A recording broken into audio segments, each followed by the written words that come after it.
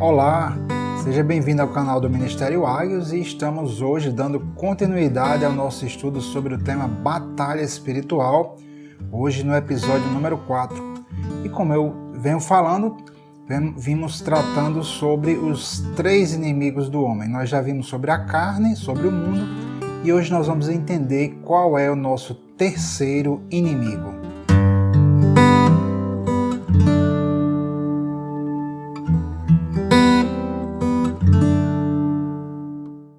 Eu vou começar lendo o Evangelho de Mateus, capítulo 12, versículos 22 a 29. Diz assim: Trouxeram-lhe então um endemoniado cego e mudo, e de tal modo o curou que o cego e mudo falava e via.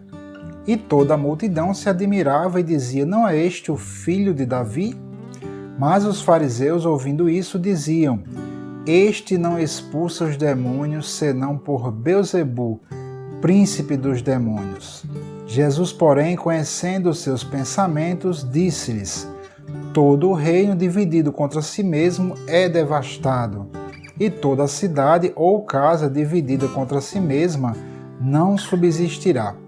E se Satanás expulsa a Satanás, está dividido contra si mesmo. Como subsistirá, pois, o seu reino? E se eu expulso os demônios por Beelzebu, por quem os expulsam então os vossos filhos? Portanto, eles mesmos serão os vossos juízes. Mas, se eu expulso os demônios pelo Espírito de Deus, logo é chegado a vós o reino de Deus. Ou como pode alguém entrar na casa do homem valente e furtar os seus bens, se primeiro não manietar o valente, saqueando então a sua casa. Manietar quer dizer atar as mãos, ou seja, prender a pessoa. Então, gente, nessa passagem bíblica aqui nós vemos que o próprio Senhor Jesus Cristo ele fala dessa luta espiritual que existe entre 2 reinos. E é bem importante a gente entender isso, porque o nosso terceiro inimigo, ele não são apenas alguns espíritos, alguns anjos caídos que vêm nos atacar, vêm nos atingir, como às vezes as pessoas pensam. Na verdade, o nosso terceiro inimigo, ele é um reino. O próprio Senhor Jesus Cristo diz assim, aqui no versículo 26, conforme já lemos, ele diz: Se Satanás expulsa Satanás, como está dividido contra si mesmo, como subsistirá, pois, o seu reino? Então nós vemos aqui claramente que o próprio Senhor Jesus Cristo traz esse entendimento, ele revela, ele não oculta de que existe um reino, toda uma estrutura de governo preparada para trabalhar no coração dos homens a fim de que seja cumprido o objetivo do inimigo, que nós vimos isso no nosso primeiro vídeo. Ok? Então vamos analisar direitinho isso aí. O que é que acontece? Quando Jesus expulsou o demônio daquele homem, isso aqui no versículo 22, era uma pessoa, um endemoniado que tinha cegueira e mudez. Então o demônio causava doenças. E o que é que aconteceu aqui? Jesus expulsa o demônio do ser humano, da pessoa. E diz que aquilo ali é sinal de que o reino de Deus estava chegando. Gente, se nós observarmos um pouco a história das guerras, nós vamos ver que a grande maioria das guerras envolvia conquista de território entre 2 nações. Uma nação, provavelmente uma nação invasora, chegava para tentar invadir uma determinada área, uma terra de uma outra nação, a fim de tomar posse ali daquelas riquezas materiais. Aqui eu peguei um texto bem interessante que está na Wikipédia, no verbete guerra. Diz assim: Toda guerra envolve em algum grau a disputa por poder. A maior parte, se não a totalidade das guerras envolvem motivações econômicas, que vão desde a posse de bens ou riquezas até o controle de recursos econômicos estratégicos.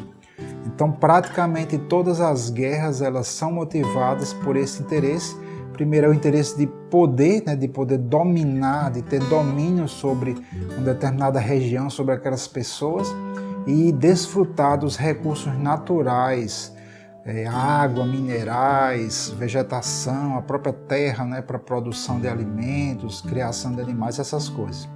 Então, uma nação, quando, né, invade outra, geralmente a motivação é exatamente poder usufruir daquele território, dos recursos que ele oferece.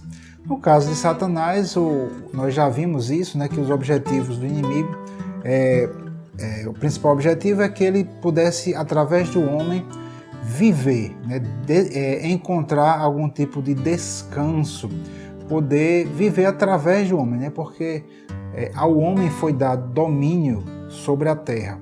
Mesmo depois do pecado, o homem continua dominando, né, sobre a terra, o homem que constrói, o homem que destrói também.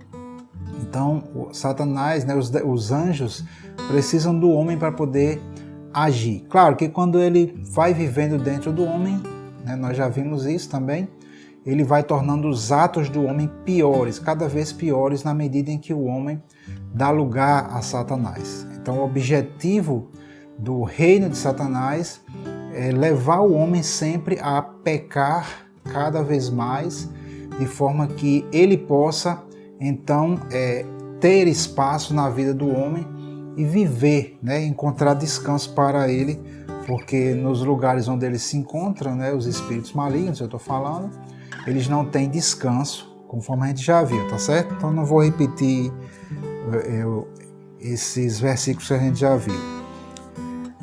É muito interessante, gente, e é muito importante, apesar de eu ter ensinado isso, de que o nosso principal inimigo é a própria carne, e em segundo lugar eu diria que o mundo, né? Mas é importante você entender que nós estamos em uma guerra, certo? E quando nós estamos em uma guerra de uma nação contra outra, todos os cidadãos dessa nação estão em guerra com os cidadãos da outra nação. Então, uma vez que você se converteu a Jesus Cristo, você foi meio que conquistado de volta para se tornar um cidadão do reino de Deus. Todos nós que aceitamos o Senhor Jesus como nosso Rei, como nosso Senhor, nós passamos a fazer parte desta nação santa. O povo adquirido é um povo, é uma nação feita de cidadãos que foram salvos. Nós somos pessoas nascidas de novo. E automaticamente nós estamos em guerra com esse reino, que é o reino de Satanás, o império das trevas. E nós, como cidadãos do reino de Deus, precisamos estar cientes dessa batalha, porque inevitavelmente você está no meio de uma guerra, quer você goste disso, quer você não goste. Algo interessante, não foi algo bom, mas foi algo que aconteceu, por exemplo, na Segunda Guerra Mundial, quando o Japão atacou a base naval de Pearl Harbor, né? Aquela história bem conhecida, quem já estudou sobre a Segunda Guerra sabe disso, fez com que os Estados Unidos declarassem guerra ali ao Japão, entrasse realmente no conflito. Lá dentro dos Estados Unidos, os cidadãos, mesmo sendo cidadãos americanos, mas que eram japoneses, né, de descendência japonesa, eles foram isolados. Veja só a situação, né? Eles mesmo sendo cidadãos, mas porque tinha aquela ligação ali com o Japão, e como estava em guerra, então os cidadãos japoneses, americanos, né, americanos japoneses, foram confinados em campos, certo? Isso até hoje gera-se crítica, mas o que eu estou querendo mostrar com isso é que quando há uma situação de guerra, então não pode haver uma nação que está em guerra com outra, não vai ter muita complacência, né? Os Estados Unidos entrou na guerra, começou a lutar ali contra os japoneses, e até mesmo cidadãos americanos, mas que tinham origem japonesa, foram confinados, né? Foram isolados para exatamente não traírem, no caso, os Estados Unidos, né? Então, o que é que eu quero dizer com isso? Que quando uma nação está em guerra com outra, todos os cidadãos dessa nação se tornam automaticamente em guerra com aquela outra nação. Então você está sim em uma guerra, você está numa batalha e você precisa entender isso e aprender a andar como um guerreiro, né, um guerreiro do Senhor. Nós vamos tratar sobre isso ainda quando a gente for falar sobre a armadura do Senhor, que ele fala lá no livro de Efésios, ok? Então vamos dar prosseguimento aqui. Eu vou lá para Efésios no capítulo 6, esse texto que a gente está usando como base. Então talvez eu volte para ele outras vezes, mas aqui no versículo 12 diz assim, né? A gente já usou esse texto, mas eu vou tratar um pouco sobre algumas características aqui que a gente não tratou da outra vez.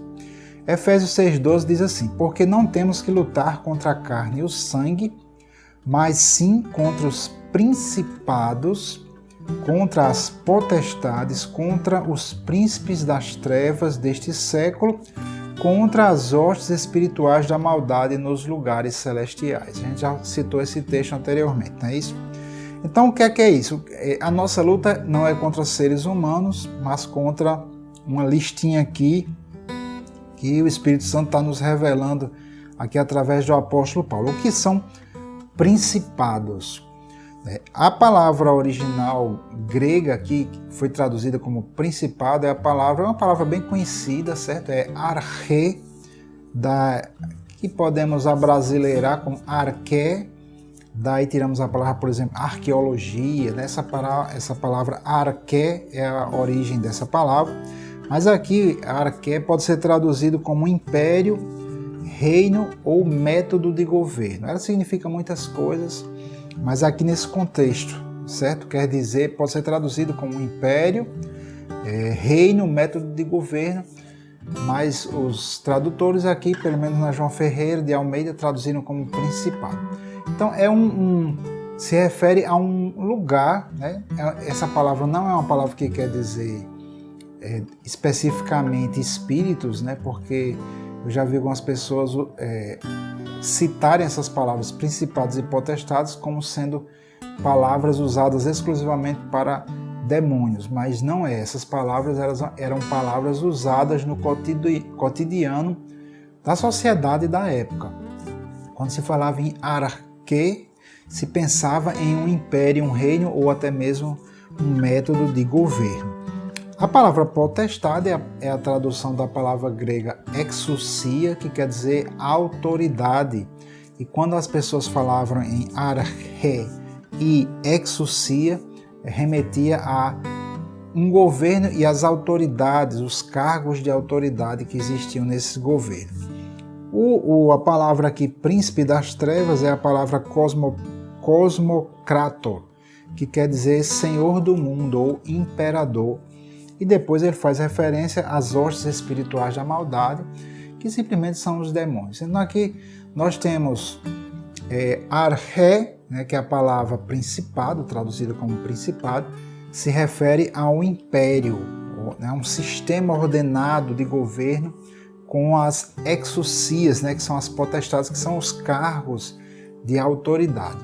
Então nós vemos que o império das trevas, o reino de Satanás, ele não é um reino desorganizado, não é uma coisa aleatória, né? Existe sim uma hierarquia, existe uma organização, existe um método de governo que ele preparou, que na verdade eu entendo que isso foi preparado previamente por Deus, não para ser algo destrutivo para o homem, mas como o homem desobedeceu, né, e os anjos que estavam naquele local ali, aquela hierarquia de governo, se rebelaram contra Deus. Então essa estrutura que foi criada de autoridade, ela foi usada por Satanás exatamente por causa da desobediência do homem. Ok? Nós vamos ver que no final o Senhor Jesus Cristo vai destruir essa estrutura que foi feita. Então, gente, essas palavras eram, como eu falei, essas palavras são palavras que no dia a dia do cotidiano greco-romano eram palavras utilizadas para descrever o governo, para descrever a hierarquia de governo, e não eram palavras especificamente usadas para se tratar de demônios, certo? Agora eu quero mostrar para você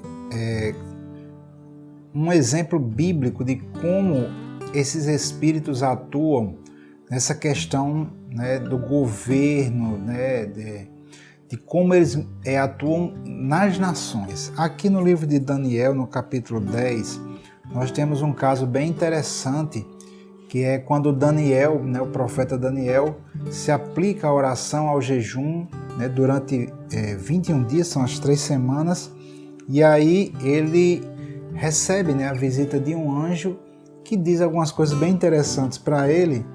Aqui, vou ler do versículo 12 e 13, diz assim: Então me disse, não temas, Daniel, porque desde o primeiro dia em que aplicaste o teu coração a compreender e a humilhar-te perante o teu Deus, são ouvidas as tuas palavras, e eu vim por causa das tuas palavras. Mas o príncipe do reino da Pérsia me resistiu 21 dias, e eis que Miguel, um dos primeiros príncipes, veio para ajudar-me, e eu fiquei ali com os reis da Pérsia.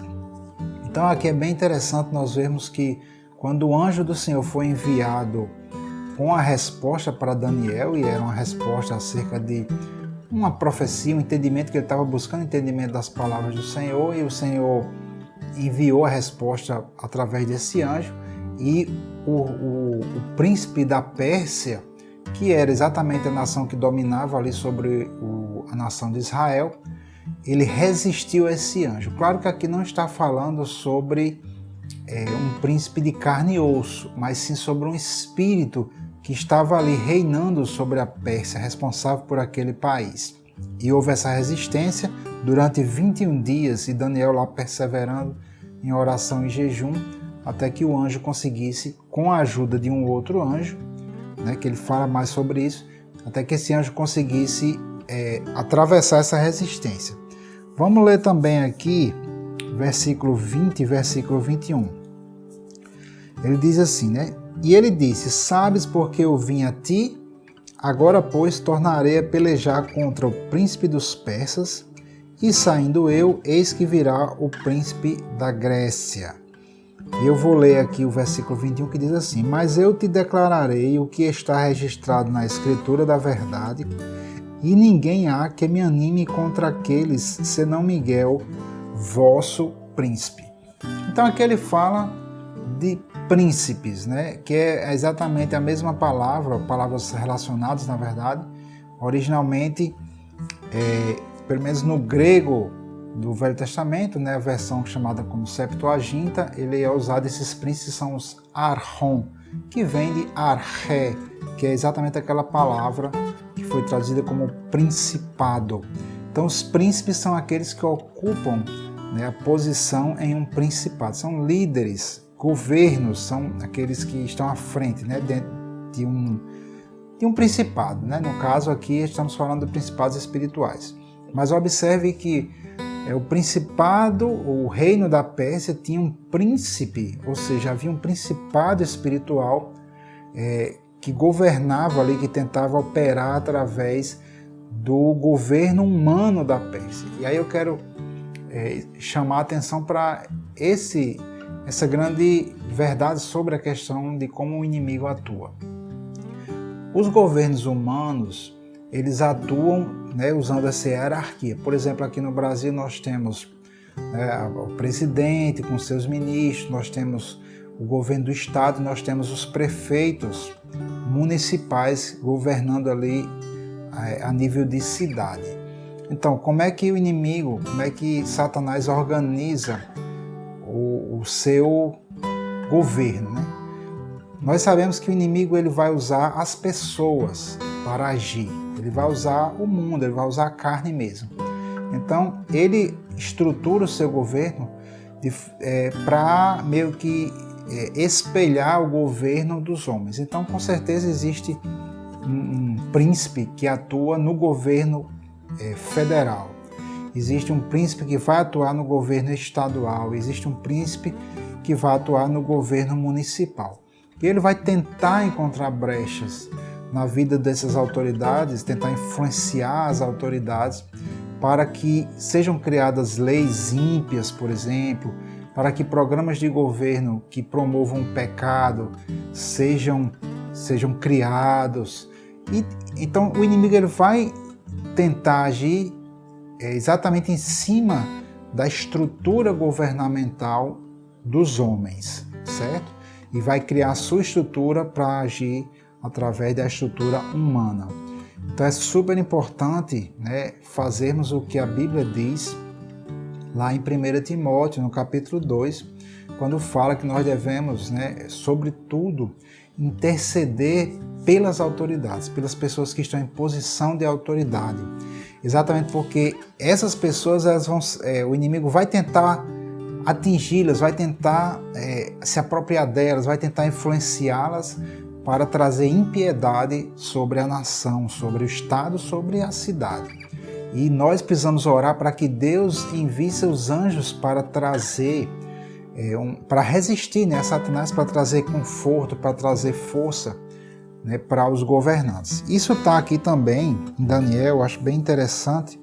Vamos passar aqui para o capítulo 11, o versículo 1. O anjo ainda está falando aqui com Daniel e ele diz assim: Eu, pois, no primeiro ano de Dario, o Medo, levantei-me para animá-lo e fortalecê-lo.